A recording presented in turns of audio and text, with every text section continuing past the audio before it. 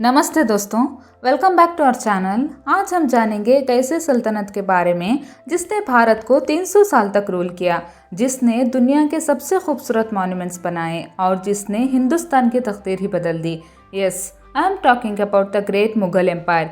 From Babur से लेकर बहादुर शाह जफर तक ये कहानी है पावर, कल्चर और ग्लोरी की। तो चलिए शुरू करते हैं इस सफ़र को। 1526 की बात है। सेंट्रल एशिया से एक वॉरियर प्रिंस निकला था बाबर। वो था तैमूर का पोता और जंगीज़ खान का डिसेंडेंट। दोस्तों, इमेजिन कीजिए एक आदमी जो दुनिया के दो सबसे बड़े कॉन्करर्स का खून लेकर चल रहा हो। बाबर ने पहले काबुल और कांदाहार पे कब्जा किया, फिर उसकी नज़र हिंदुस्तान पे थी। दिल्ली का सुल्तान इब्राहिम लोदी उस वक्त वीक था। 21 अप्रैल 1526 को पानीपत के मैदान में हुई एक हिस्टोरिक बैटल। बाबर के पास थी 12,000 की आर्मी और 20 कैनॉन, जबकि लोदी के पास थी 1 लाख की आर्मी और 1,000 एलिफेंट्स। बट बाबर ने एक नई टेक्निक यूज़ की, तुलुकमा टैक्टिस। उसने अपनी आर्मी को व्हील फॉर्मेशन में अरेंज किया with cannons in centre. First time in Indian history fire arms ने बैटल का रिजल्ट डिसाइड किया। इब्राहिम लोदी मारा गया और दिल्ली सल्तनत का अंत हो गया। 1526 the Mughal empire was born. Mughal word आया है मंगोल से, क्योंकि बाबर मंगोल डिसेंट से था। बट दोस्तों, ये सिर्फ एक मिलिट्री विक्ट्री नहीं थी, ये एक नए युग की शुरुआत थी। बाबर के बाद उसका बेटा हुमायूं आया, पर दोस्तों उसकी कहानी थोड़ी ट्रैजिक है। इनिशियली उसने थ्रोन संभाला, बट शेर शाह सूरी ने उसे डिफीट कर दिया। हुमायूं को 15 साल का एक्साइल फेस करना पड़ा। बट जैसे कहते हैं, जो होता है अच्छे के लिए होता है। एक्साइल में उसने पर्शियन कल्चर को डीपली स्टडी किया, जो बाद में मुगल कोर्ट में मिक्स हो गया। 1556 में हुमायूं का एक्सीडेंट हो गया लाइब्रेरी से गिरकर। उस वक्त उसका बेटा अकबर सिर्फ 13 साल का था। बट दोस्तों, यही वो बच्चा था जिसने मुगल एम्पायर को ग्रेटेस्ट हाइट्स पे पहुंचाया। अकबर ने सेकेंड बैटल ऑफ पानीपत में हेमू को हराया, बट उसकी सबसे बड़ी अचीवमेंट थी रिलीजियस टॉलरेंस। उसने सुलह कुल का कॉन्सेप्ट इंट्रोड्यूस किया, मीनिंग यूनिवर्सल पीस। उसने जिज़्या टैक्स अबॉलिश कर दिया, हिंदू क्वीन से मैरिज की और नवरत्नास की काउंसिल बनाई, जिसमें बीरबल, तानसेन जैसे ग्रेट पर्सनालिटीज थे। अकबर ने फतेहपुर सिकरी सिटी बनाई, विच वॉज आर्किटेक्चरल मार्वेल। उसने एडमिनिस्ट्रेटिव रिफॉर्म्स किए, मनसबदारी सिस्टम इंट्रोड्यूस किया। हर ऑफिसर को एक मनसब रैंक दिया जाता था। सैलरी जागीर के थ्रू मिलती थी। सिस्टम था कि जत रैंक फॉर पर्सनल स्टेटस और सवार rank for military responsibility. Akbar के बाद जहांगीर आया, द अस्तिट एम्परर। उसने मुगल पेंटिंग को प्रमोट किया। ब्रिटिश ईस्ट इंडिया कंपनी से पहली बार रिलेशंस एस्टेब्लिश किए। उसके कोर्ट में सर थॉमस राय आया as first British ambassador. Jahangir कहते थे, wine and art are the essence of life. फिर आया शाहजहां, द बिल्डर एम्परर। दोस्तों, जब मुमताज़ महल का डेथ हुआ, शाहजहां ने डिसाइड किया कि वो दुनिया का सबसे खूबसूरत मॉन्यूमेंट बनाएगा। Result, the Taj Mahal, symbol of eternal love. 20,000 artisans ने 22 साल लगाए इस मॉन्यूमेंट को बनाने में। कॉस्ट थी 32 million rupees, which is equivalent to $1 billion today. But Shah Jahan सिर्फ ताजमहल तक लिमिटेड नहीं था। उसने red fort, Jama Masjid, Shalimar gardens, all architectural masterpieces बनाए। मुगल आर्किटेक्चर ने पर्शियन, टर्किश और इंडियन स्टाइल्स का फ्यूजन क्रिएट किया। 1658 में शाहजहां के बेटों में वॉर ऑफ सक्सेशन हुई। औरंगजेब ने अपने भाई दारा शिकोह को डिफीट किया। शाहजहां को आगरा फोर्ट में इम्प्रिजन कर दिया। Aurangzeb became the last great Mughal emperor. Aurangzeb ने मुगल एम्पायर को उसके ग्रेटेस्ट टेरिटोरियल एक्सटेंट पे पहुंचाया, फ्रॉम कश्मीर से लेकर कन्याकुमारी तक और अफगानिस्तान से लेकर बंगाल तक। उसने डेक्कन स्टेट्स को कॉन्कर किया, मराठास और सिख्स के अगेंस्ट कैंपेन चलाए। बट दोस्तों, औरंगजेब का रेन कंट्रोवर्शियल था। उसने इस्लामिक ऑर्थोडॉक्सी इंप्लीमेंट की, जिज़्या टैक्स वापस लगा दिया, हिंदू टेम्पल्स का डिस्ट्रक्शन किया।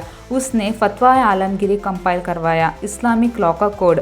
मैनी हिस्टोरियंस बिलीव कि उसकी रिलीजियस पॉलिसीज ने एम्पायर की यूनिटी को डैमेज किया। औरंगजेब ने 49 ईयर्स रूल किया, longest in Mughal history.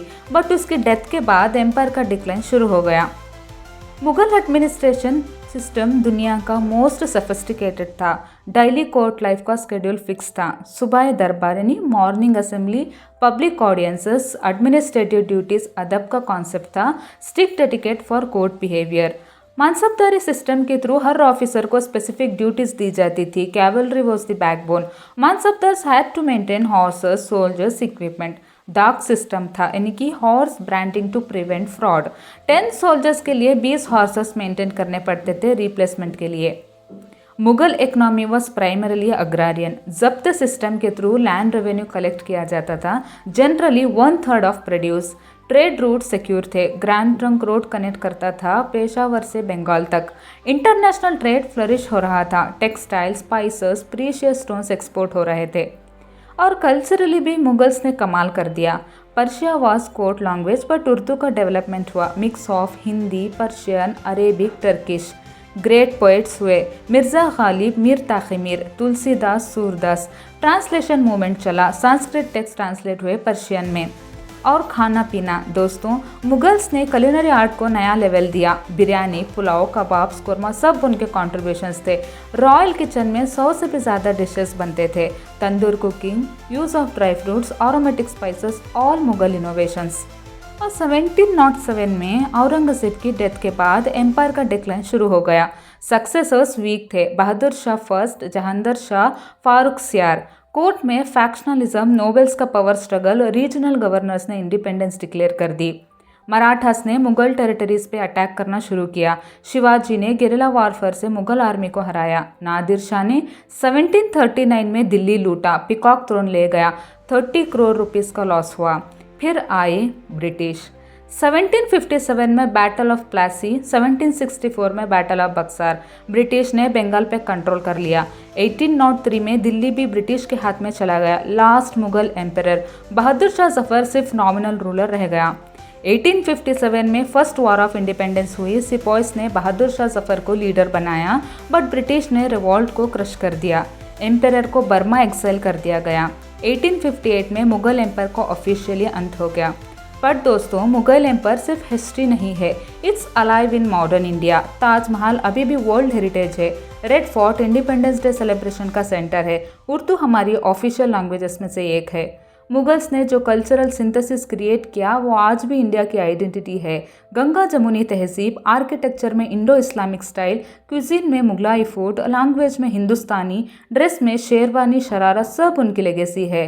Administrative systems, land revenue methods, trade networks foundation थे ब्रिटिश राज के सिस्टम्स के। Even modern India's federal structure has Mughal influences.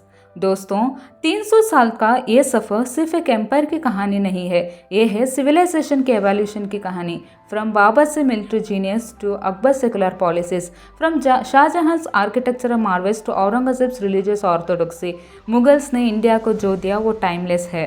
आज के लिए बस इतना ही। अगर आपको ये वीडियो पसंद आया हो तो लाइक कीजिए, शेयर कीजिए और कमेंट में बताएं आपका फेवरेट मुगल एम्परर कौन है और किस हिस्टोरिकल टॉपिक पे चाहे नेक्स्ट वीडियो कमेंट में ज़रूर बताना। मिलते हैं नेक्स्ट वीडियो में, तब तक के लिए अल्लाह हाफिज़, सत श्री अकाल, नमस्ते, थैंक यू, जय हिंद।